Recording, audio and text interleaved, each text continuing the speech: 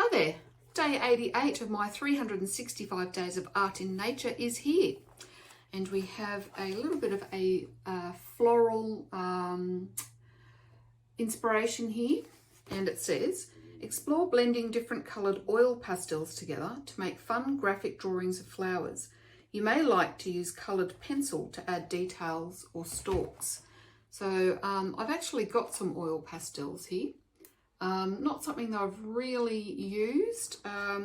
They do remind me of crayons really, so I imagine they're probably not much different. But going by that, I'm sure that they must blend and layer quite well, so I'm looking forward to having a go with that. So if you have some, have a go.